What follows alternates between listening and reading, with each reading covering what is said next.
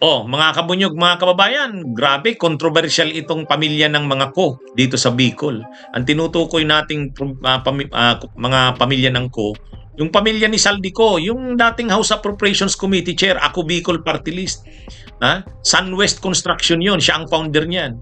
Yung isa naman, High Tone, yung si Christopher Ko. Yang dalawa na yan, High Tone at saka Sunwest, kasama dun sa top 15 na mga corporations na nakakuha ng 100 billion total na mga flood control projects. Ay ngayon, ang problema, itong anak ni Christopher Ko, si Claudine Ko, ayun,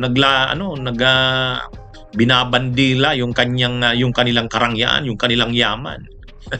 Kaya controversial masyado itong pamilya ng Ko ngayon. Kumbaga katas ng flood control. Hindi pa natin alam kung ano magiging sagot nila sa mga isyong ito kasi ang hearing sa Senado sa September 1 pa. Abangan natin.